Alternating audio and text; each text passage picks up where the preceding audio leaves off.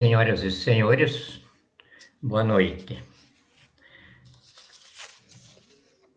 Povo do meu Brasil, que finalmente, depois de 520 anos de miscigenação, pela qual Deus fundiu todas as raças na raça brasileira universal, que a faz responsável consanguínea por toda a humanidade, vez que resultou aparentada em todas as nações, chegou ao seu grande destino de megapotência do mundo, sonhado pelo presidente General Emílio Garrastazu Médici, no projeto Amazônia,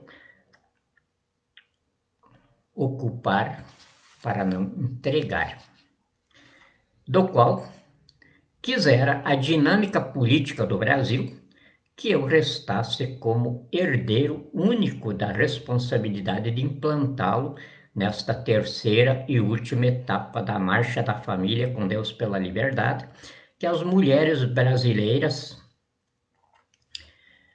lançaram no dia 19 de março de 1964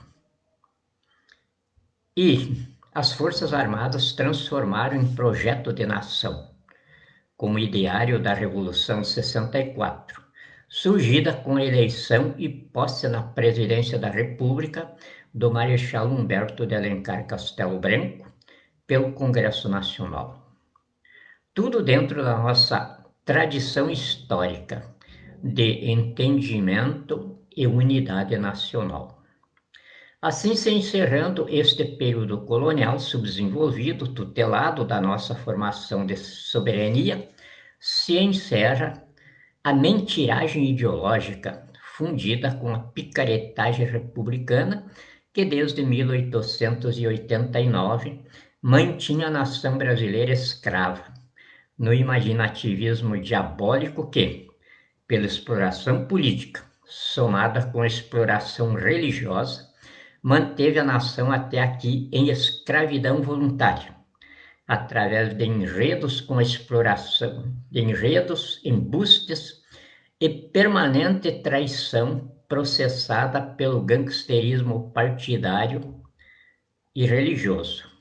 Ora, tudo o que a nação precisa é feito com os impostos que ela paga.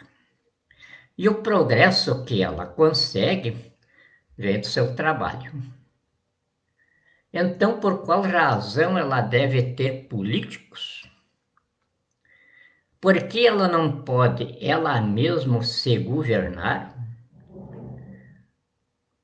O que ela recebe da democracia eleitoreira, além do picadeiro eleitoral, após o qual o país é redistribuído entre a bandidagem política como despojo das urnas? Por qual razão ela deve ter políticos, se eles precisam de um mandato da nação para representá-lo? Mas por que a nação precisa ser representada? Não é muito mais barato e descomplicado ela mesma se governar? E se Deus é a presença inegável da nossa origem e do nosso fim, por que precisamos nos agregar a uma igreja e acumular mais complicações em nossa vida para sabermos quem somos para Deus? Voltemos à nossa exposição de ontem, dia 6. A civilização de embalagem, que foi produzida nos moldes que chegou até aqui pelos Estados Unidos da América,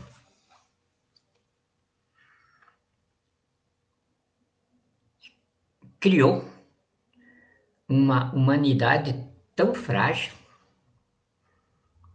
e tão absurdamente inexistente que não aguentou a mentira do coronavírus. Uma mentira absolutamente desqualificada. O Partido Comunista Chinês inventou ela a partir da, da explosão que fizemos no laboratório de cepas virais deles, em Wuhan. E aí, se reuniu a ela a bandidagem do sistema financeiro e as organizações aí que se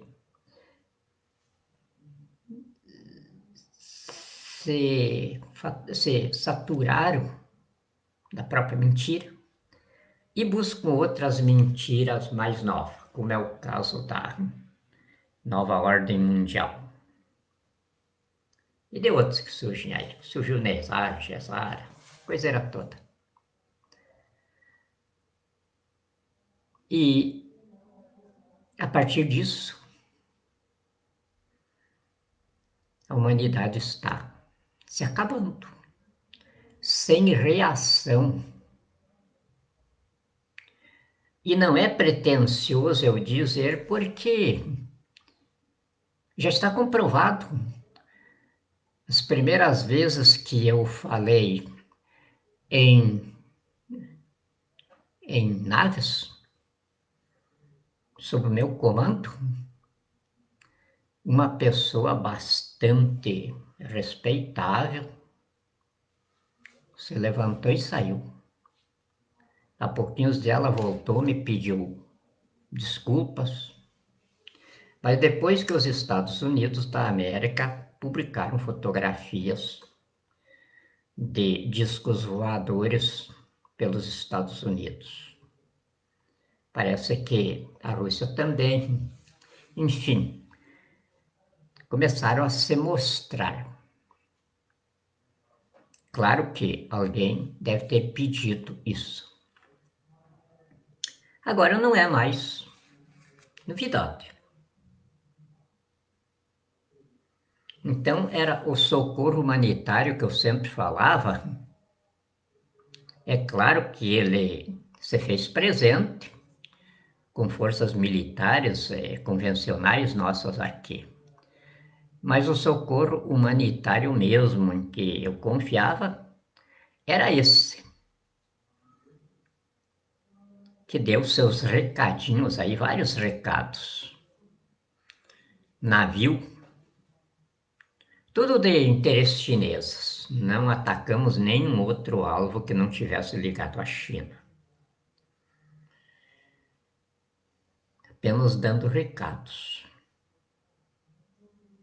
Então não é pretensioso dizer, se não fosse eu aqui,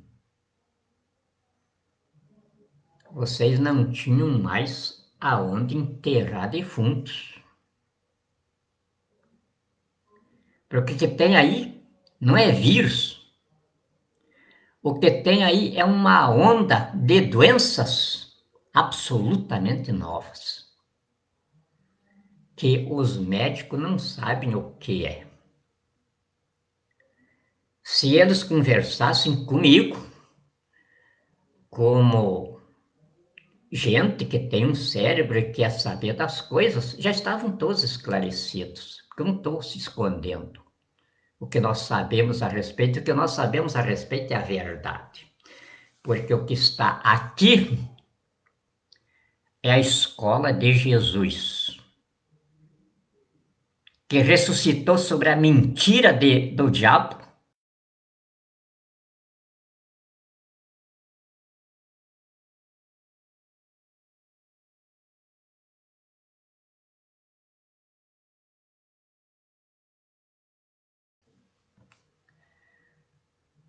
Mas ninguém quer saber da verdade.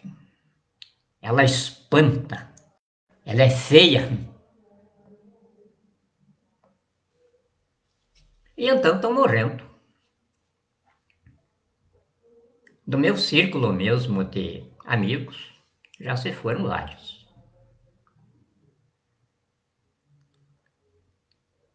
Até eu tive todos os sintomas que eles dizem do coronavírus.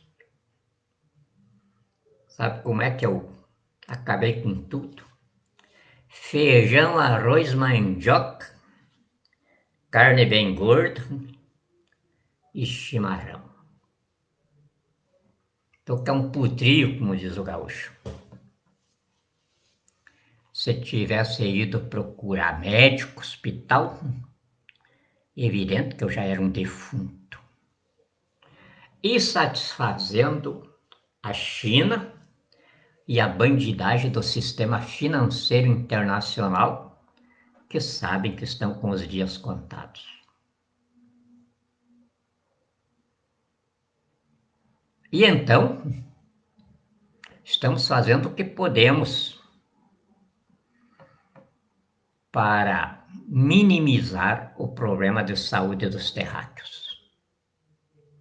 É muito difícil, porque nós tínhamos de começar isso pela cabeça deles. Mas eles nos rejeitam, estão fechados para isso. E a bandidagem que está aqui, isso foi colocado aqui no Brasil por Jair Messias Bolsonaro, já publiquei os decretos tudo dele aí, e depois que ele fez, ele ficou tão apavorado com a coisa, que ele mesmo teve uma gripe, e disse que era coronavírus, e depois saiu dizendo, é apenas uma gripinha. A família dele toda passou por isso, os ministros dele tudo passaram por essa, dizer, esse espetáculo tudo, desespero dele. Foi ele e o Xi Jinping os autores disso. Ele ficou desesperado, está desesperado até hoje, querendo prender governadores, prefeitos, mas foi ele que implantou aqui com os decretos dele, depois os governadores, é claro, seguiram em cima. É assim que funciona a mente do terráqueo. Porque nós verificamos isso no mundo inteiro, aconteceu do mesmo jeito. As redes sociais começaram a falar. Ninguém foi atrás de saber o que estava por trás disso, porque sempre quando surge uma fofocarada, aí tem uma fonte, tudo que é coisa dentro da vida do ser humano que tem uma fonte que o gera. A conversa pode surgir parecendo que não tem origem, mas é só a gente seguir o estilo da conversa, a engenharia psicológica dela, e a gente chega à fonte. Então, como eu falei na nossa prosa de ontem, o mundo da embalagem cerrou. Agora é a ressurreição intelectual que eu lancei como programa do governo brasileiro. Mas vai se alastrar pelo mundo inteiro, porque a humanidade inteira precisa ressurgir intelectualmente, senão não tem saída, vão morrer todos. Não vai sobrar ninguém. É o Armagedão do Apocalipse. E eu digo que eu estou segurando, porque Jesus está de volta. É engraçado quem me conhecia de tempos atrás falando isso daqui. Eu tinha Jesus como um mito mito que os judeus inventaram muitos mitos no mundo, e eu tinha isso como um mito também.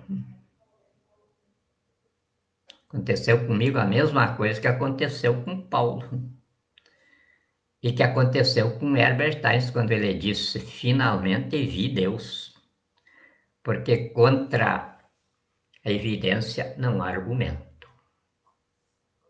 Então eu, nome de inteligência, com a destruição da cortina de ferro, Guerra Fria, União Soviética, e mais ou menos todas as ditaduras e regimes totalitários do mundo estive presente. E é claro que essas coisas não se faz com beijos e abraços, declarações de amor. Eu devo ter um currículo pesado. E diante desse currículo, pelo que os religiosos ensinavam, eu tinha certeza de que eu ia para o inferno. não me preocupava de ir para lá porque eu sabia que eu ia encontrar tantos amigos e tantos conhecidos lá que eu ia passar a eternidade cumprimentando e abraçando eles. E nem ia saber então onde estaria. Mas, de repente tudo mudou. Aliás, não foi de repente, foi uma caminhada bem difícil. E hoje eu digo com toda a humildade diante de Deus, não sei por que Ele me apartou para esta tarefa. Eu não tenho absolutamente nada que me qualifique para ela. Hoje, eu me espelhando em Jesus, o verdadeiro homem e verdadeiro Deus. Deus, em seu estado de absoluto, isso é João que nos noticia. Se fez homem, amou a humanidade de tal forma que se sacrificou por ela. Pensando que ela entendia? Não. Foi um acordo de Jesus com o diabo. O diabo pensou que ia dar uma rasteira nele, pensou que tinha logrado Jesus. Agora ele está vendo que entrou numa feia. É tarde. Agora eu fico admirado comigo. Agora que eu sou chefe de Estado, quinta maior nação do mundo, mesmo arrebentado como o Brasil, ele está aí. A humanidade toda tem nós aqui como quinta nação do mundo, não para respeito de nós, mas só para saber o quanto nós temos para eles roubarem. Vocês terem uma ideia, a China, a Serra Negra deles lá é puro ferro. Aí eles compram, importam ferro de Carajás. Quisemos saber por que isso. E foi rapidinho. Em cada tonelada de ferro, a China rouba 10 quilos de ouro. E isso confere com o que eles têm no depósito, que eles têm depositado no Banco Central deles. É o quinto maior depósito de ouro, Banco Central da China. E assim por diante. A Amazônia está cheia de bandidos. Depois que Jair Bolsonaro assumiu, a bandidagem tomou conta da Amazônia, estão devassando tudo. E o pior, matando nossos índios. Estão matando os índios lá. E essa imprensa de vagabundos que está aí. Daqui uns dias vão estar todos na cadeia. E sou eu que vou pegar a chave. Com 80 anos, é claro, sou meio esquecido. Eu posso esquecer da chave, onde eles estiverem fechados. Porque a pior casta de demônios que está aí.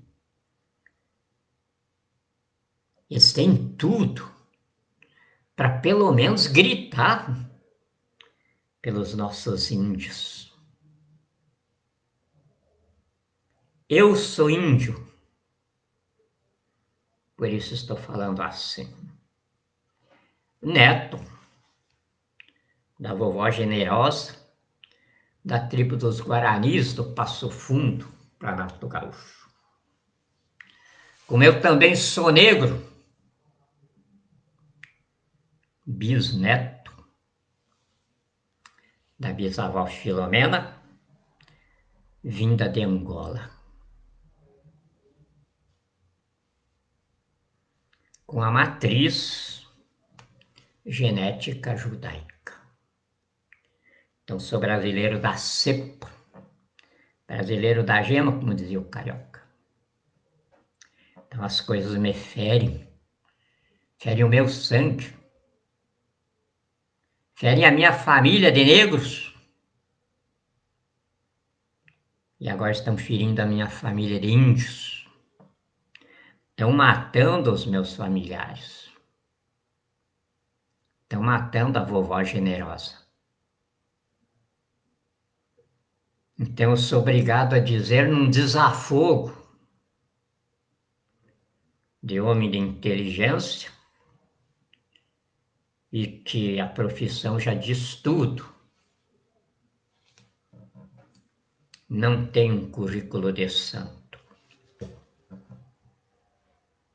Quando eu tinha 14 anos,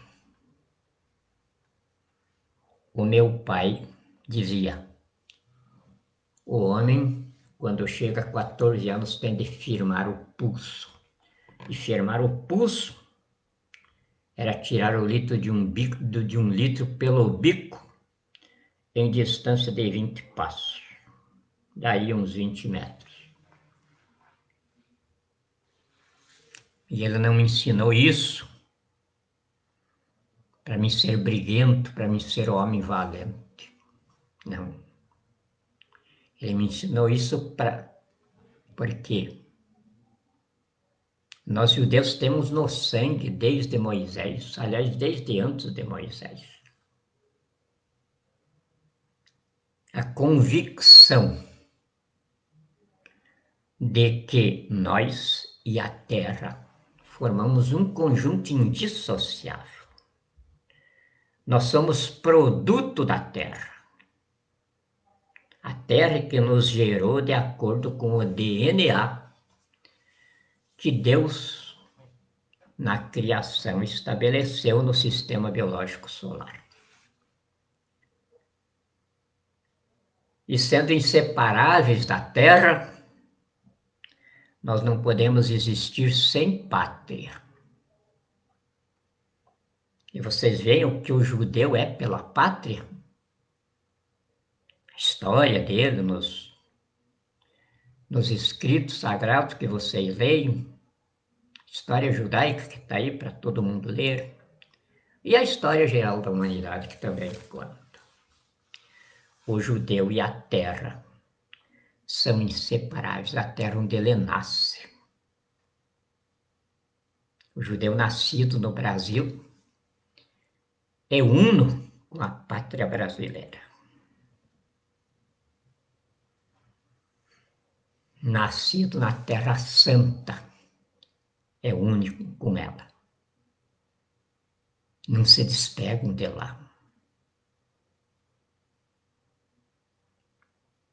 Isso é a própria lógica da criatura inteligência que ensina. Nós não podemos viver ao desabrigo, e nós não vivemos ao desabrigo. Todas as raças, aliás, todas as espécies animais têm seu território. Algumas espécies que eu já tive oportunidade de seguir, elas marcam o território urinando em árvores. E os outros chegam ali e sabem que daquele cheiro para frente eles não devem passar. Os leões, os tigres, que não precisam disso, mas eles fazem isso. Os cervos, os veados. Eu venho de uma estrebaria também, então sei muito bem falar de bichos. Nasci no meio de animais, de bichos, de insetos, de pulgas e de baratas. Meu pai não deixava matar nada. E a gente vivia muito bem. Tinha de ter cuidado às vezes porque se deixasse a tulha de farinha aberta, poderia entrar uma barata e elas entravam na farinha e aí poderia cozinhar na polenta. Aconteceu isso lá em casa. Mas eu estou aqui com 80 anos. comandando o Brasil no pior momento que um povo pode ter no mundo.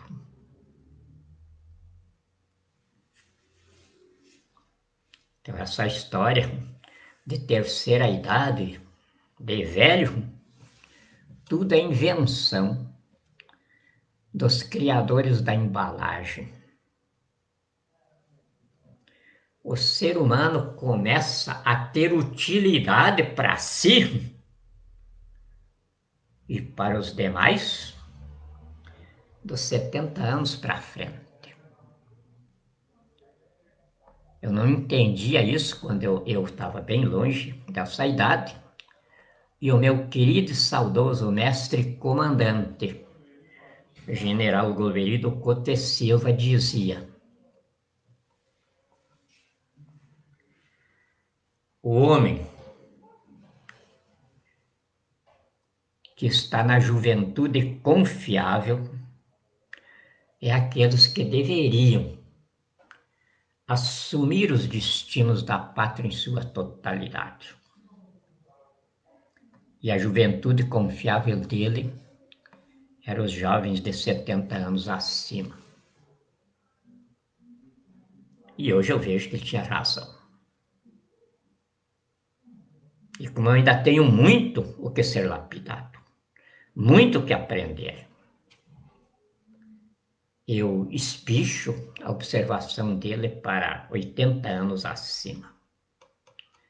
Porque na história, os grandes vultos da história, que realmente tiveram utilidade para si, para a humanidade, eles estavam descambando desses anos para frente.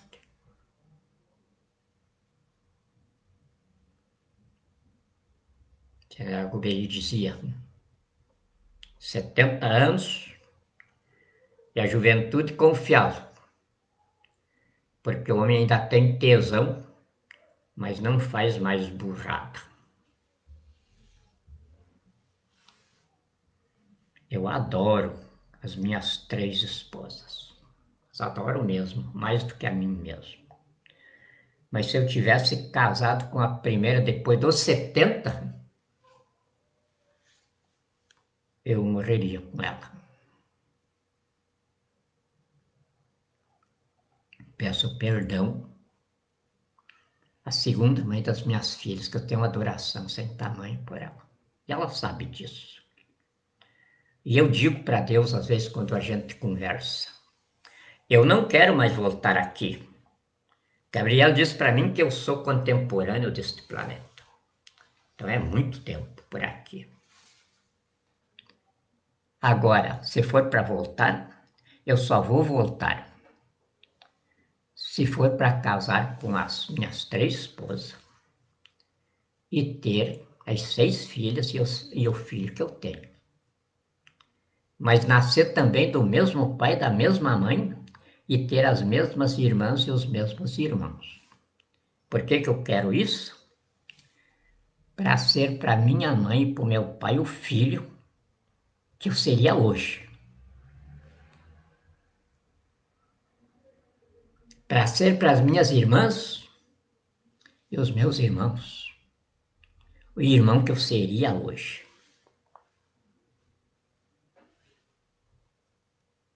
E ter com as minhas esposas a família que nós geramos. Eu me sinto orgulhoso das minhas filhas, dos meus netos e dos meus bisnetos. Não entrou droga no meio deles. Não entrou o diabo com nenhum tipo de tentação. Evidente que ele não encontrou espaço em nenhuma das minhas filhas, nem nos meus genros, nem nos meus netos e nem nos meus bisnetos. Então isso é uma dívida que eu tenho para com Deus. Mas como ele teve paciência comigo, me botou nesse rolo aqui sem tamanho, eu imagino que ele vai me dar a oportunidade de nós saldar essa dívida. Não quero ter dívida com ninguém. E aí vocês imaginam como eu tento trabalhar, porque eu devo uma vela para cada santo. Quando cheguei aqui, agora é que eu vi. Cheguei aqui só devendo, só contraindo dívidas. E eu pensava que não precisava de ninguém. Minha filha esteve me visitando esses dias. E aí me disse, pai,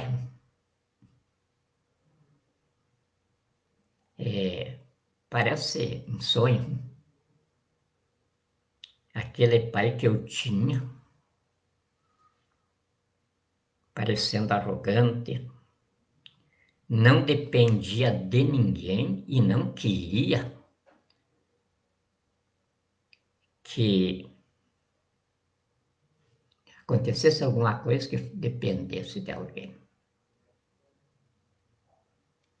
E agora eu vejo você, nesta simplicidade e humildade. Eu perguntei para ela qual dos dois pais você prefere. Ela disse, pai, desculpe, mas eu quero este que eu tenho agora. Eu fiquei emocionado.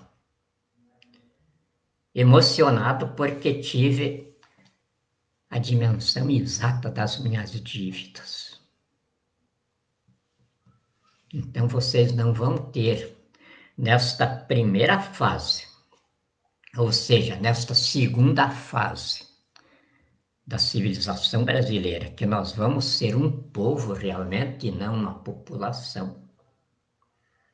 A galeria dos presidentes começa com um peão. E eu tenho a impressão que nunca mais vai ter outro retrato a não ser de peões. Porque daqui para frente é o povo no poder. E o povo no poder não precisa de presidente. Precisa de um peão que gerencia o canteiro de obras que é a pátria. Então eu acho que estou nascendo a galeria de novos estadistas no Brasil. E isto daí, então, é uma dívida para com Deus. Foi Ele que, na sua sabedoria, me chutou para lá, me chutou para cá e acabou me botando nesta fria. Fria porque, na minha profissão, quando eu cheguei aqui em Brasília, pensando que dentro de 15 dias eu resolvia tudo. Mas eu fui visitar um advogado, meu amigo, que foi ministro do Supremo Tribunal Federal, para ele ver se ele me arrumava uma sala.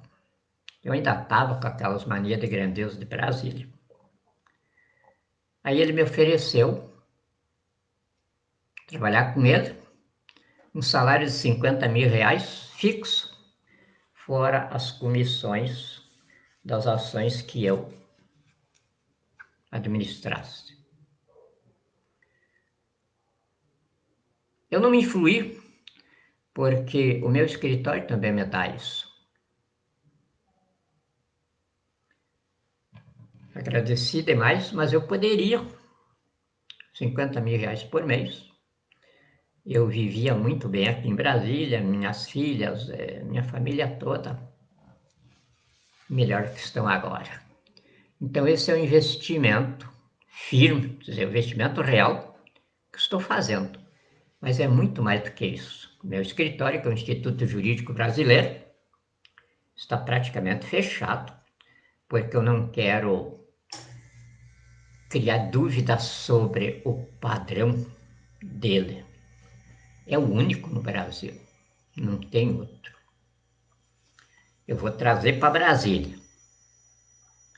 E dentro de poucos meses eu tenho certeza, vou ter milhares de advogados trabalhando nele.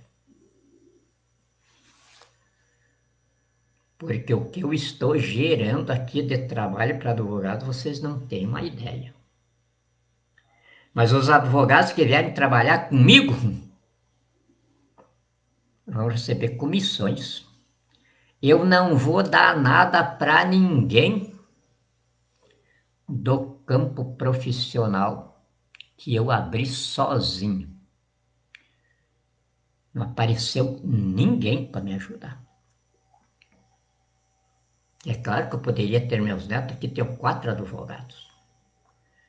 Mas para segurança deles e da minha missão, eu não posso nem mencioná-los.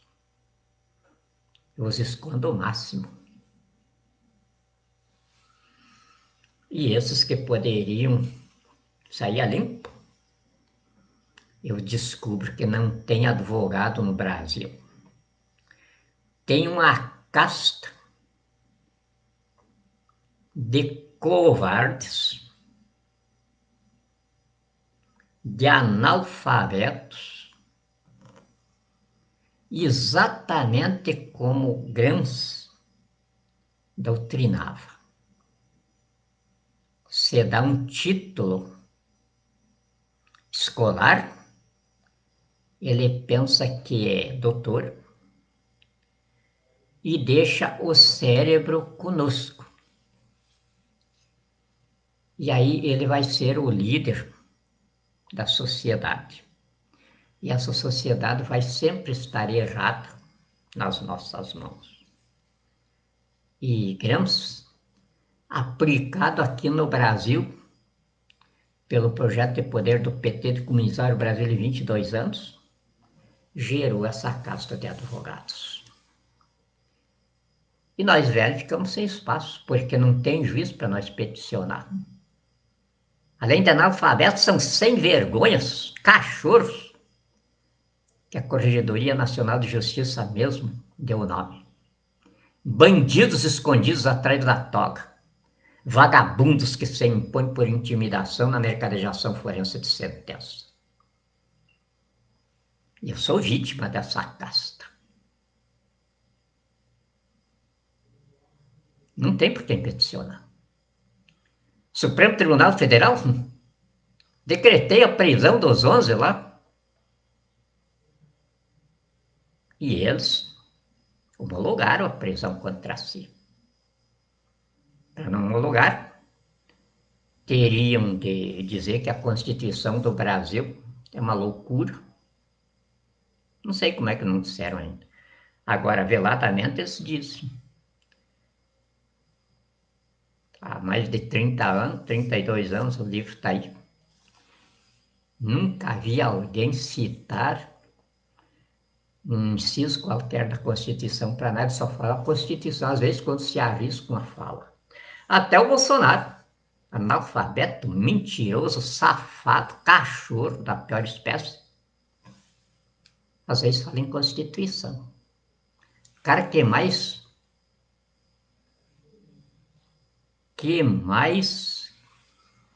contraria a lei. Chefe de milícia, de bandidos, ladrão do país, assaltante, arrombador de residência, sequestrador, terrorista. Às vezes fala em Constituição.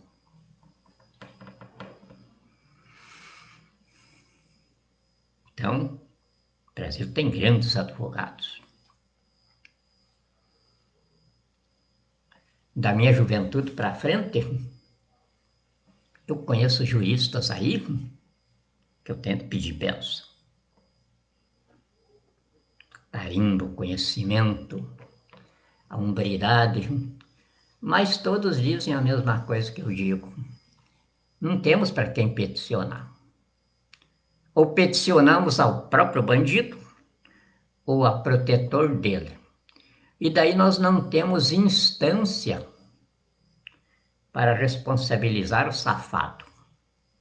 E é por isso que virou nisso. Às vezes a Polícia Federal é herói e o bandido fica um pouco na cadeia. Às vezes o bandido vira herói e a Polícia Federal vira essa inutilidade que está aí. Não porque a minha Polícia Federal não seja formada dos melhores homens que nós temos nessa área. E eu digo isso com conhecimento da minha Polícia Federal desde a década de 70, quando ela me auxiliava em coisas bem sérias. Temos a melhor Polícia Federal do mundo. Mostraram isso na Operação Lava Jato. E nós que se seguiram. Por que então viraram em nada? Não há Estado. A Polícia Federal ia realizar o seu trabalho comandado por bandidos. Os primeiros que ela tem que botar na cadeia, todos eles estão com decreto de prisão formalizados. E por enquanto sou eu que estou segurando o cumprimento. Tudo tem sua hora. Eu não seria um chefe de Estado se não soubesse disso. Não sou político empenhado em roubar a minha nação. Eu sou salvador da pátria contra os ladrões e os bandidos que estão matando minha nação.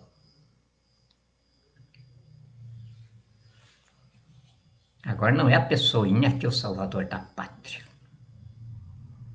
O salvador da pátria é esta pessoinha nas Forças Armadas, que são a própria nação, e a nação é as próprias Forças Armadas. Esse é o salvador da pátria. E já está montando o Brasil novo. Os militares de volta ao poder, como a nação clamava. E agora vai ver que não estavam surdos. Estavam atentos ao gemido da nação e gemendo com ela. Isso eu vou mostrar agora na conduta do poder. Eu já criei o Tribunal Penal Constituinte do Brasil. E já selecionei quase todos os juízes que vão atuar nele. Então não pense que as mais de 12.000 pessoas que eles mataram fiquem impunes. Se isso ocorresse, Jesus então não estaria de volta. E eu não estaria dando essa notícia. Jesus está aqui para efetivar a sua escola da verdade, do caminho e da vida. E é claro que o alicerce da vida civilizada é a justiça. Não justiça cega.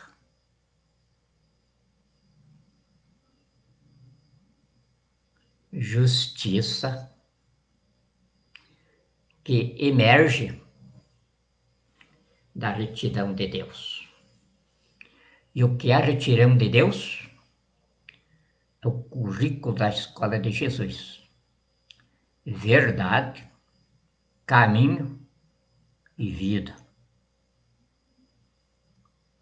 E é por isso, então, que a civilização de fachada, a civilização de embalagem, que os americanos criaram e com ela dominar, chegaram a dominar o mundo,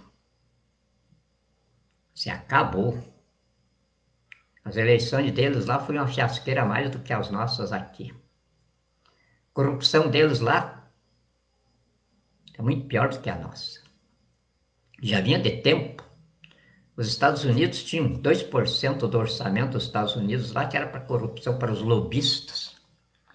Então não chegava a ser notícia no jornal porque 2% do orçamento americano significa quase 2 vezes o orçamento do Brasil. Era para propina, para corrupção, para compra disso, compra daquilo. Conheço a vida dos americanos, como qualquer serviço de inteligência deles lá conhece. E agora tão feio no retrato, mais do que nós aqui. E com um problema muito sério, porque nós aqui somos uma federação de Estado. Então é fácil de resolver, já está tudo resolvido, é só montar.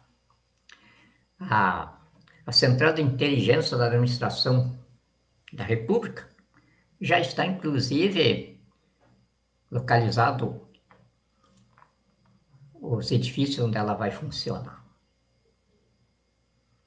Os Estados Unidos não podem fazer isso, porque é uma confederação de Estados igual à União Europeia. Então, alguns estados aceitam, outros não aceitam aquela folia. Problema dos americanos lá, que nós não temos aqui. Esse negócio de governador tá baixando decreto aí de coronavírus, prefeito, é porque tá sem governo o país. Tão sem governo que o Supremo Tribunal Federal chegou a assumir o país. Está sob a responsabilidade deles. E aí eu estou tranquilo para fazer as minhas coisas. Primeira vez na história do mundo que o Supremo Tribunal Federal assume o poder, assume o país. Fizeram isso aqui. E eu agradeço demais porque foi uma mão na roda. Eu estava me vendo, estava com as calças na mão aí para poder dar conta do riscado. O Supremo veio na hora certa e acudiu. E aí o que acontece? Jair Messias Bolsonaro ficou à vontade para fazer as lives dele. Aí quando falta argumento, eu faço alguma coisinha e chamo o pessoal dele aqui que faz esse meio de campo. E digo, aqui este negócio agora é segredo, não vai contar lá pro pessoal. Daí a pouquinho o Jair Bolsonaro já saiu da enrascada e já está falando ali.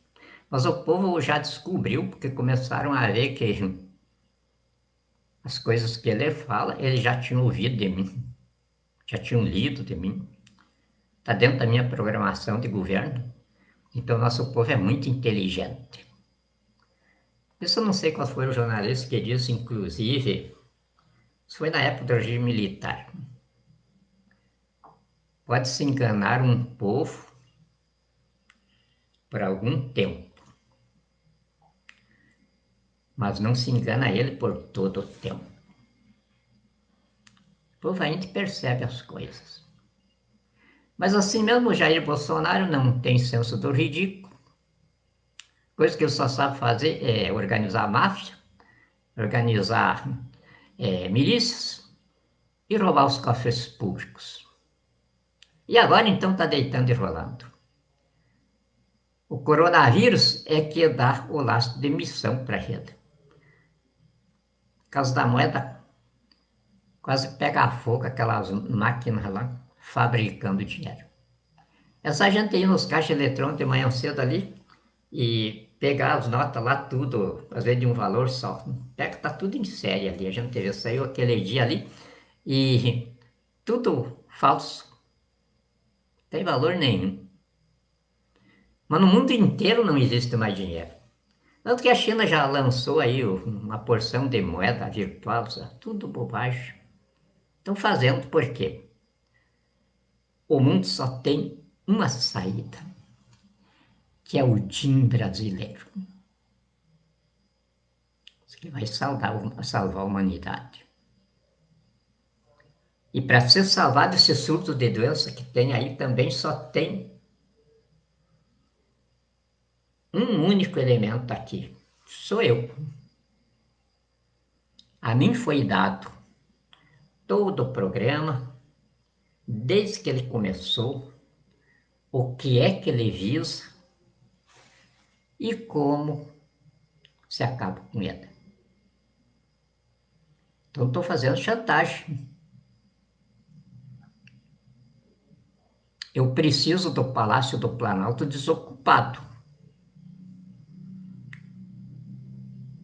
que lá é a sede do governo. Eu estou com a sede do governo em Brasília. A diplomacia brasileira está, quer dizer, os nossa embaixada, ou seja, as embaixadas estrangeiras que se atuam no Brasil, sabem disso. No, no Conselho de Segurança da ONU, eles me disseram, olha, o Brasil está com 2 presidentes, para nós não interessa isso, coisa interna do Brasil. Agora, nós precisamos do seu endereço para quando nós temos expediente para o senhor, não ir lá para o endereço do outro, porque daí vai lá para o endereço do outro, nós pensamos que o senhor recebeu e não nos responde, e no fim foi o outro que recebeu. Já aconteceu aqui. Daí eu dei o endereço para eles, porque o Conselho de Segurança da ONU não vai criar milícias como o Jair Bolsonaro criou para me assaltar. Mas é uma situação difícil. Vocês podem imaginar. Então isso na área de inteligência a gente diz saber dançar um shot num pau de bico. Quer dizer, pau de bico no espeto e você dançar um shot ali em cima, não é fácil. Mas nós, nessa profissão, temos de saber fazer tudo isso. Dançar shot em pau de bico, e é o que eu estou fazendo agora. Mas o Bolsonaro está me ajudando. Fazendo as lives dele aí, o espetáculo, o circo republicano, que vai se acabar. Então é bom que a nação que era habituada com isso aproveite o máximo, porque depois nunca mais vai haver esses espetáculos políticos. Daqui para frente vai ser Brasil, terra da promissão, mega potência do mundo. Isto quer dizer, não mais Estado político, e sim Estado econômico. Ninguém mais vai falar em partido político, em ideologia, em essa besteiragem toda que está aí, que é só de ignorante e de analfabeto. No Brasil você vai falar em trabalho, dinheiro e riqueza. E os brasileiros, desde criança, começaram a competir um com o outro para ter mais dinheiro, ser mais rico. Com 1 quatrilhão e 200 trilhões de lastro de emissão, já imaginou? Só eu sei fazer o aproveitamento disso também. Eles não sabem, se soubesse, já imaginou a folia que tinham feito. Então eu sou o ponto final da civilização de embalagem sem conteúdo que os Estados Unidos criaram e dominou o mundo por um determinado tempo. E a civilização de conteúdo que não precisa de embalagem, porque o conteúdo está igual, com a mesma qualidade em toda parte. Não vão mais existir os astros, os mitos, as plateias. Se é o povo no poder, aonde se arrumará uma plateia? A Rede Globo deve mais do que tem para pagar. Imediatamente ela vai se transformar no gabinete de comunicação. Aliás, na Secretaria de Comunicação do Gabinete da Presidência da República. É o povo no poder. Então o povo vai estar ligado ao Gabinete da Presidência da República, ao Poder Executivo em toda a República. Da União ao município. E a Globo que vai ser esses estúdios. É claro que as grandes fortunas que estão lá, Faustão, essa gente toda, nós sabemos tudo. O valor das fortunas deles. Eles vão ver nos tribunais internacionais que essas fortunas não têm origem e que essas fortunas mataram mais de 12 milhões de compatriotas. E também vão ter de explicar para a humanidade por que tanta riqueza acumulada com aquela miséria que tem no Rio de Janeiro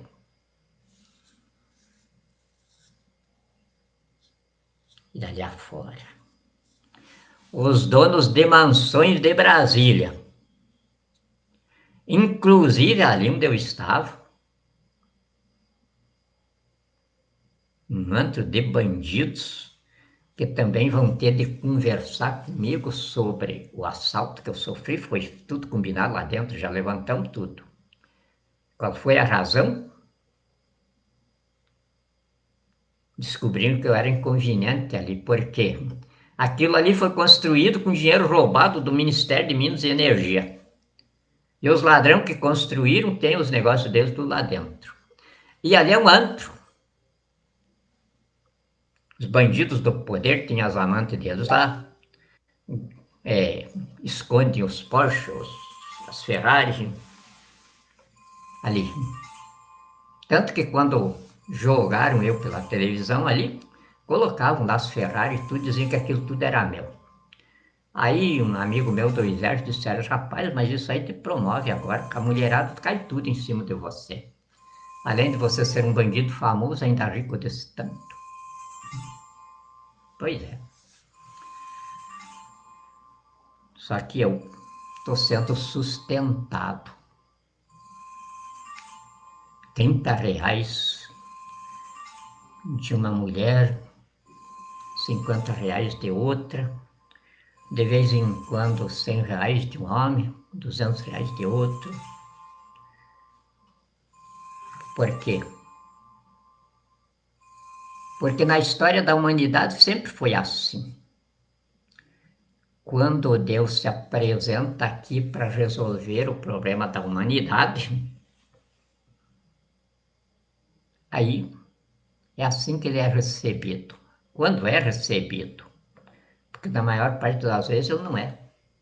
Jesus se queixou disso quando ele disse: mato os profetas e apedrejo os que vos são enviados.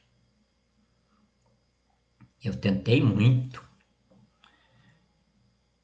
acudir vocês, como a galinha protege os pintinhos debaixo das suas asas.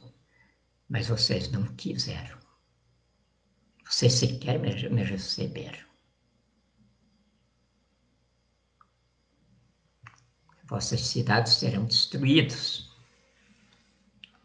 E não haverá da vossa geração alguém que as habite. Isso vai começar agora. Mas isso é coisa dele. O meu problema aqui é ser presidente constituinte do Brasil. E eu estou desempenhando essa função com cuidado extraordinário, para que realmente essas pessoinhas que se agregaram a mim sejam os patriarcas de uma pátria que começa a nascer agora para ser eterna. Porque agora nós militares estamos voltando à obra que começamos em 64. Não nos quartéis. As mulheres brasileiras lançaram ela.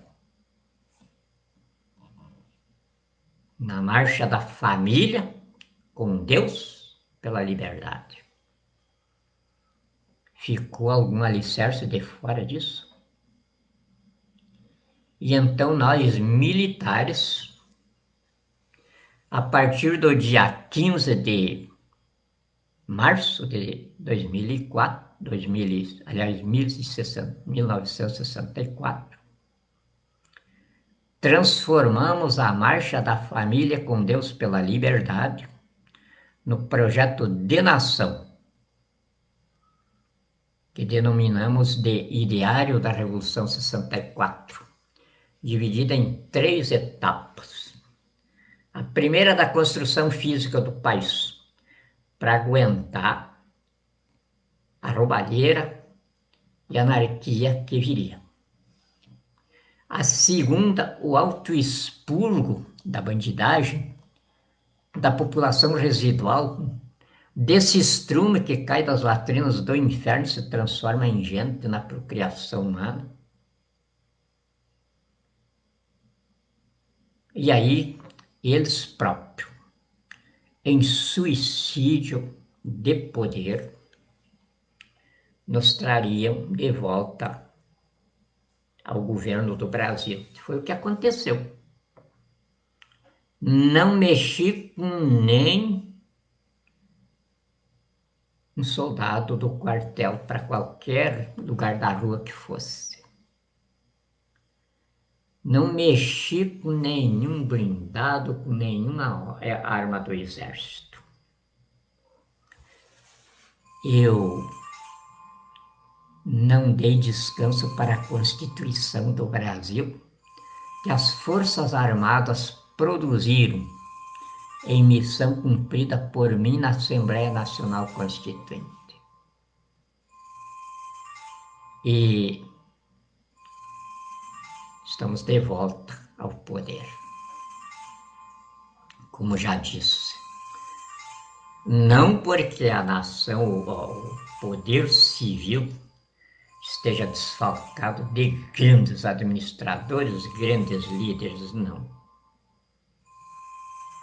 Se não fosse grandes, se a nossa iniciativa privada não fosse tão rica em grandes homens, o Brasil já tinha se acabado, porque a iniciativa privada que está suportando.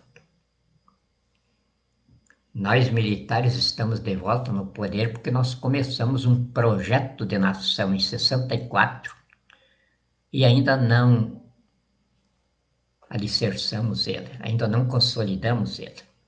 Então estamos agora vindo fazer a consolidação dele com a democracia institucional,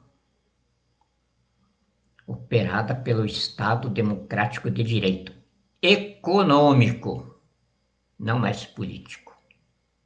No Brasil não se faz mais política, se faz economia.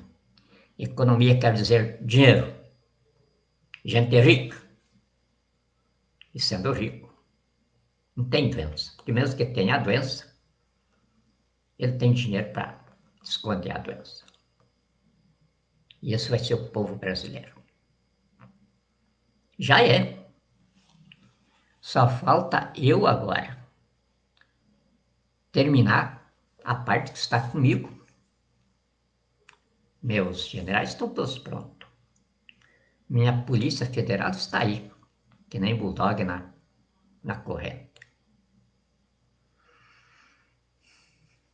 E meus magistrados, embora estejam do jeito que estão, mas não estão pior do que todos nós. Nós estamos naquela situação que Jesus lá atrás passou por ela também, dizendo: não aponte remelo no olho do teu irmão que está correndo por teu próprio olho. Naquilo que você condenar o outro, a ti mesmo você está se acusando. Porque ninguém de nós estava fora no período em que a bandidagem assumiu o poder e acabou com o país. Nós estávamos aí. Eu, os jornalistas, depois que forem fuçar os rastros da gente, vão descobrir que eu estive sempre empenhado. Eu fui o único herdeiro do ideário da Revolução de 64 para conduzir o ideário através da baderna política que ia se instalar. Então, não saí nunca fora. Vocês vão ver toda a documentação durante todo esse tempo. Até 2005, quando eu assumi, então, daí de peito aberto, a tarefa com as CPI dos Correios e do Mensalão. Quando elas resultaram em prisão de alguns bandidos, eu protocolizei no Supremo Tribunal Federal, então, a reação de cidadania, onde se instalou, então, o povo no exercício direto do poder pela instituição da intervenção constituinte no processo histórico. Um mecanismo que eu, professor Afonso Arinos, nessa aí, nem o meu querido doutor Ulisses participou. Quando eram mecanismos que nós tínhamos de colocar na Constituição para este momento aqui, doutor Ulisses não ficava sabendo, a gente, como dizia o Lula para os meus militares, a gente enrolava e dava outra coisa e ele acabava sendo engolido pelas esquerdas, a oposição. Ele temia muito que houvesse um endurecimento das esquerdas e a Assembleia Nacional Constituinte se dissolvesse. Então a gente contava com isso, para os mecanismos com os quais hoje nós voltamos ao poder. E como eu estou aqui, eu sou a verdade, eu não posso agora omitir do povo essas coisas que até agora o povo não sabia. Tem mais coisas aí que eu vou contar. Porque agora não há mais necessidade de ter o segredo, nós já resolvemos a obra e o edifício que nós construímos cabe toda a nação, muito confortável dentro dela, para todos serem inteligentes, ricos e poderosos. Então não vai haver queixa contra nós de nós ter feito uma Constituição com mecanismos que só eu, de repente, vim e, como dizia antigamente, achei um furo na lei. A lei que eu mesmo escrevi. É claro que deixei o furo ali. Mas foram instrumentos que nós precisávamos para este momento. Se não fosse essa Constituição nos instrumentalizando desse jeito, não podia fazer. Daí tinha de ser por revolução armada, guerra civil e tal. Isso não resolvia nada. Fizemos muito e o mundo inteiro sempre fez por esse jeito, nunca resolveu. Agora tinha de ser o prevalecimento do bom senso. E é por isso que Jesus está de volta aqui com a gente.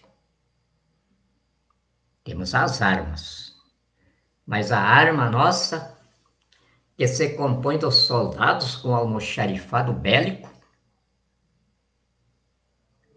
é como um revólver na cintura da gente.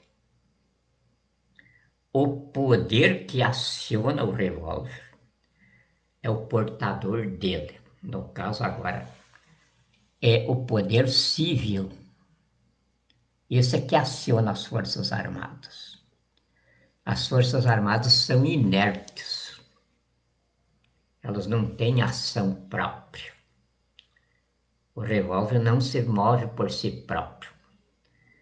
É o portador que aciona o gatilho e tem de conhecer mira, senão ele erra todos os tiros.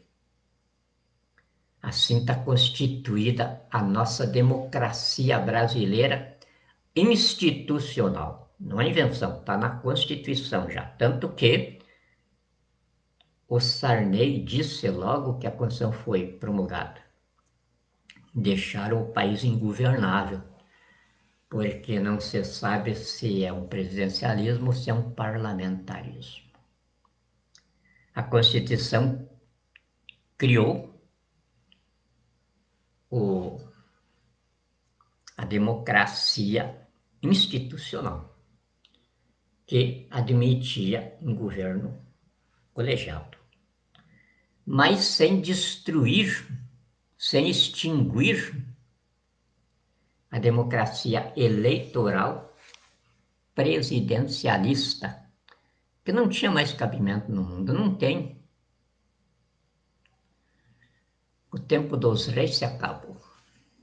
E agora então vindo o tempo do peão do povo, aí sim que enterrou tudo.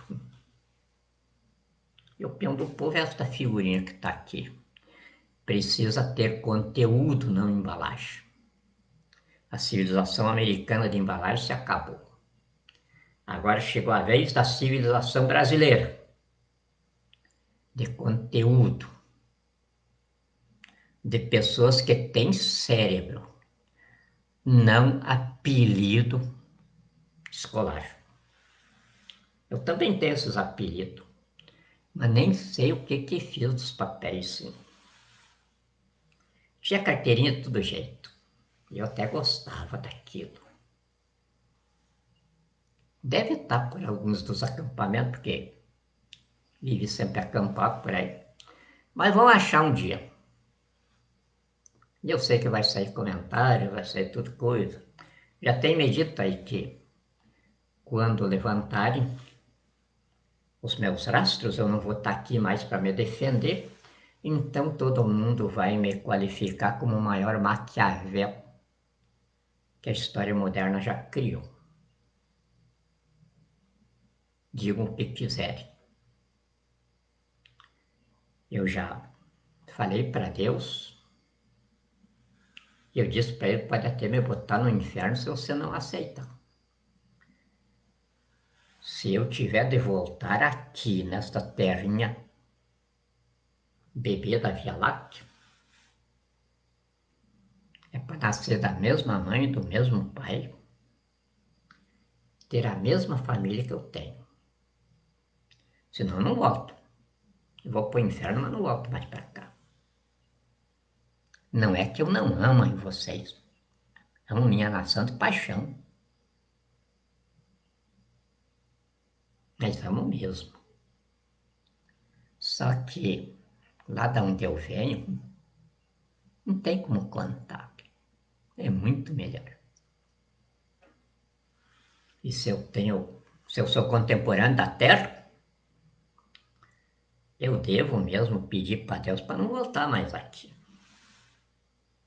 É bastante tempo, mesmo no calendário de Deus que não tem tempo. Então eu estou pedindo para vocês me ajudarem neste momento. Me ajudarem neste momento. É nós arregaçar as mangas e ir para o canteiro de obras. Dentro de pouquinhos dias eu estou dando 500 mil reais para cada um dos que estão sem emprego e sem o que fazer. Estou determinando a Advocacia Geral da União a ela mesma promover as ações de indenização de todas as pessoas que perderam o que tinha nessa falência do país. E assim que a União for citada, eu determinarei o pagamento imediato das pessoas que perderam os seus negócios, a sua empresa, o seu jeito de viver.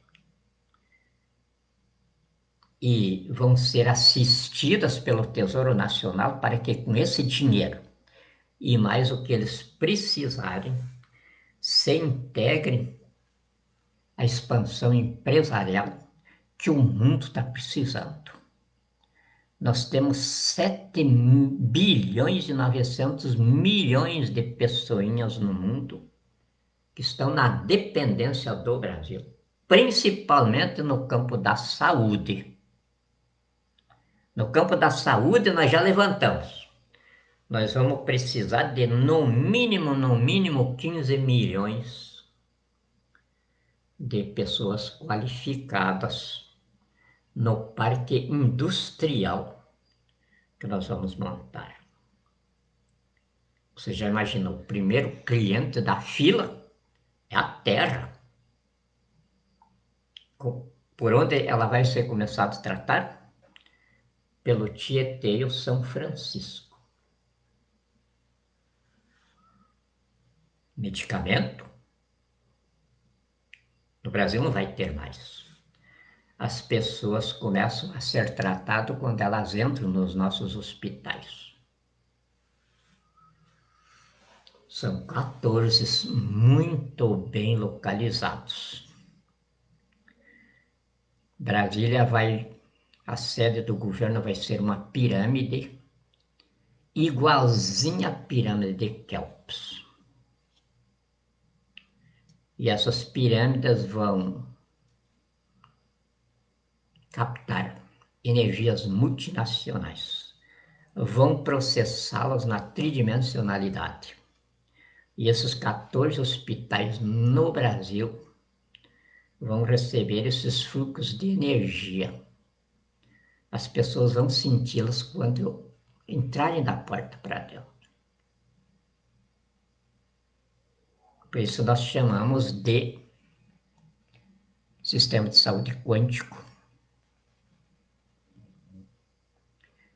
E já não estourou em outros lugares porque ninguém tem o suporte financeiro para montar o projeto. Só o Brasil tem. Então, só essa área da saúde já faria do Brasil o país melhor para se viver e ganhar muito dinheiro. Já imaginou todo o sistema de água potável da Terra que nós temos de recuperar? Senão, não temos que fazer pela saúde humana. O ser humano é água. E a água não tem meio termo. Ou ela é vida, ou ela é morte.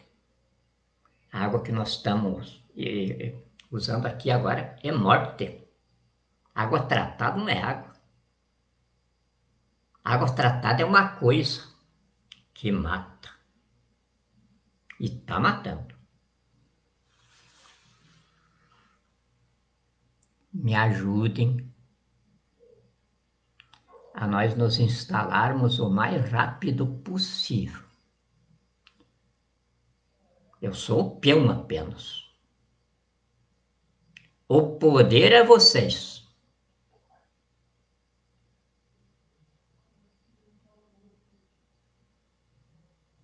Eu espero que vocês entendam. A vida de vocês está na minha mão. A sobrevivência de vocês está na minha mão. A Operação Apocalipse, instrumentalizada com o governo constituinte do Brasil. E eu não estou aqui para matar ninguém. Eu não estou aqui para fazer revolução e nem guerra. Se tivesse para isso, lá em 2011, eu já tinha acabado com tudo. 374 oficiais das Forças Armadas e Polícia Federal, Polícia Militar, assinaram o abaixo-assinado no qual eu fundamentei a reação de cidadania do povo. E se eu conduzir até aqui, como eu tinha prometido, pelo caminho forense, e vencemos, agora é só instalar o governo. Será que nem isso vocês não podem fazer? Eu não posso ir lá encrencar com o Jair Bolsonaro lá no Palácio. Até porque eu não vou instalar o governo lá. Então, por isso, eu tenho de ter um escritório aqui para mim começar a receber embaixadores, começar a receber chefes de Estado que estão esperando para isso. Eu não posso receber aqui no esconderijo onde eu estou.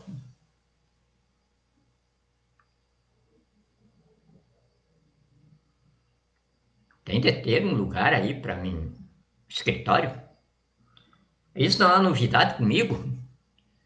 Na transição do regime militar para os políticos, já passamos por isso com o Tancredo Neves. Ele teve um escritório da presidência aí. Até que o Sarney assumiu. Agora estamos na mesma situação. Eu não posso prender o Jair Bolsonaro lá. Tem coisa que a gente não pode dizer. É um bandido? É. É meu bandido? É, porque eu que teria de tirá-lo do palácio. Eu não posso fazer isso agora. Eu não quero criar lesões aí para ter um momento de transição parecendo pacífica.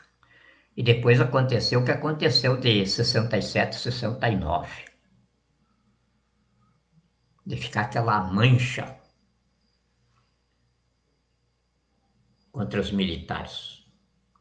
Não fizeram nenhum banditismo. Apenas defenderam a nação, defenderam a ordem legal do país. Isso eu não quero que aconteça agora. Se é o povo no poder, que o povo apareça então. Vamos montar o escritório aqui em Brasília? Isso não dá grande despesa. É por poucos dias. Quem tiver de investir aí nisso, em seguida eu estou devolvendo o dobro, o triplo. Nós temos dinheiro à beça. Agora, para transformar ele em moeda circulante, eu preciso fazer o Banco Central funcionar. Eu acabei, aliás, com o Banco Central, com o Ministério da Economia, acabei com o Tesouro, agora eu tenho de montar tudo isso ainda. Aí eu tento ter esse escritório para fazer isso, eu tento de consultar autoridades financeiras internacionais. Não posso ser feito tudo nas coxas. Como é que eu vou receber aqui? Se o Jair Bolsonaro tivesse bom senso, ele já tinha chamado os meus generais lá e dito, olha, peguem essa josca aqui, só me deixem viver por aí. Não ia ser negado a ele esse direito, porque ele tem anistia, é uma prerrogativa constitucional, que eu não posso negar e ninguém pode negar para ele. Mas ele é tão atrasado que jamais vai passar uma coisa dessa pela cabeça dele. Mas também não está me atrapalhando em nada. O Ministério das Relações Exteriores está recebendo todo o meu expediente. O Supremo Tribunal Federal não tem empecilho nenhum comigo.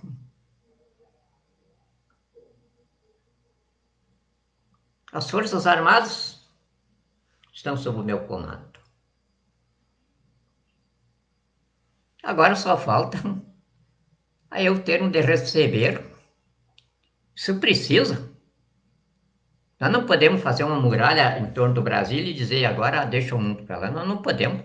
Nós estamos aqui, somos a terra da promissão para socorrer a humanidade inteira. Então tem que começar aberto para o mundo.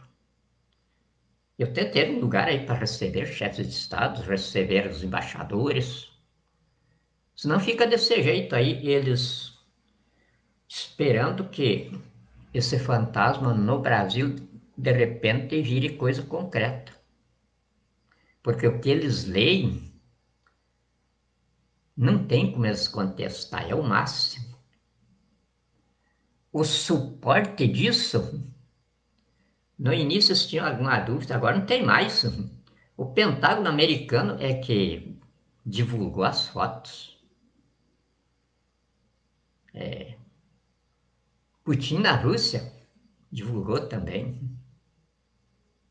E aqui em Brasília, o povo já se habitou com os ET aí pelo espaço. Então ninguém tem dúvida de que um tempo bastante estranho, de muita novidade, está instalado na Terra. E agora venho eu. Todo mundo que me conhece sabe. Jamais eu ia pronunciar isso aqui de público assim. Imortal de 2 academias de letras, 52 livros editados pelo mundo. Jesus está de volta. Onde ele está? Procura. 2000 anos atrás ele disse, me procurarão por toda parte, mas não sigo. Dirão, ele está aqui, ele está lá. Não vão atrás.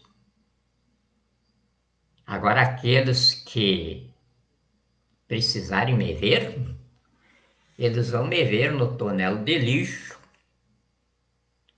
comendo lixo ali. Eles vão me ver no tempo,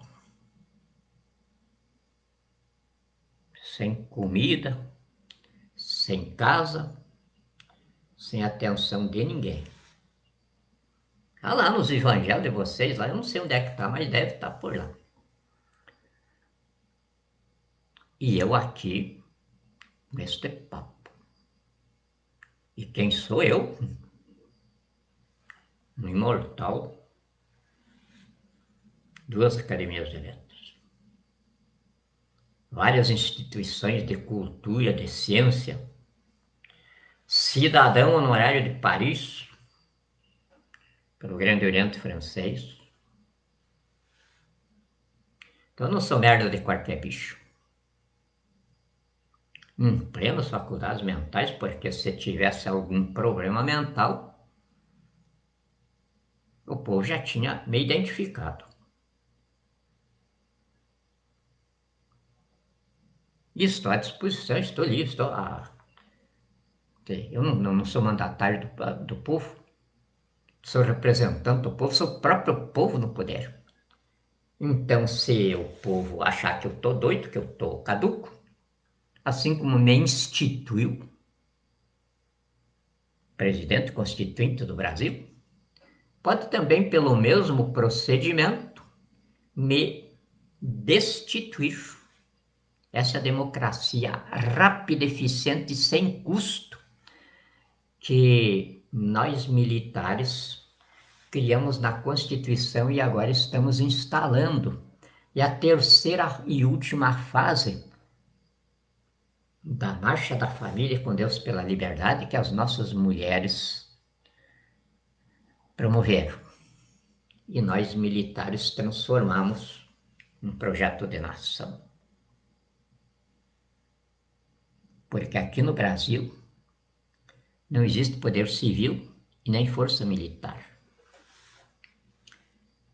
Nasceu as duas no mesmo dia, no mesmo evento, dia 19 de abril de 1648, no Monte Guararapes. Nascia a nação, Forças Armadas e as Forças Armadas nação. Então, um militar, um civil no governo, não altera em nada a origem meritória da política mesmo, não banditismo, brasileira. E os militares de volta ao poder. Será que os militares vão ter de sair por aí, arrumar uma casinha para mim botar o escritório que eu preciso? Até já se prontificaram. Eu não quis. Se é o povo no poder, pelo menos isso. Não esse punhadinho de gente que me sustenta aqui. R$30, vocês vão ver o extrato da conta corrente. Nenhum milionário. E são 164 bilionários que nós temos no Brasil. Nenhum se apresentou com algum trocado.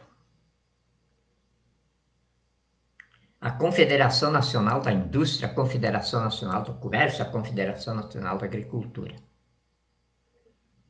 estiveram comigo nos documentos e continua ainda. Mas efetivamente,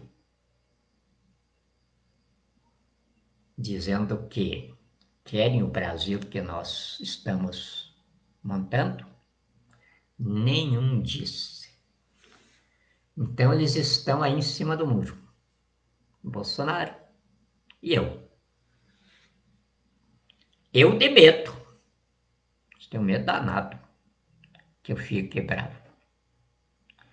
E o Bolsonaro, por quê? O negócio das oligarquias do poder não passou nunca de roubarem o país. E os empresários nossos, que arrotam grosso aí, Todos eles são tão ladrões do país quanto os políticos, porque os políticos são eles que financiam. Até o Lula foi financiado pela chamada República do Café, que é constituída de paulistas, mineiros e cariocas. Então, as oligarquias do poder teriam de estar com a nação, pelo menos esta vez. Porque talvez não teremos uma segunda chance. Deus nos abençoe e nos guarde e nos ilumine. Muito obrigado e desculpem pelo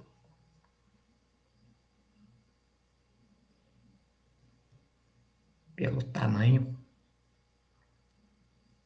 da fala e a maneira pausada ainda. Não é que eu não posso falar que nem uma metralhadora. Eu posso, já fiz discurso de... Pronto. Mas agora eu estou falando para o meu povo. E o meu povo começa desde as criancinhas até os meus velhinhos e velhinhas. E eu tenho de mostrar que eu adoro todos. E falo para ser entendido, não para ser apenas apreciado. Entendido não porque eu queira colocar ideias na cabeça de outro, não. Entendido para que eles me ajudem a eu pensar cada vez com mais abrangência, cada vez com mais profundidade, para o bem de todos nós.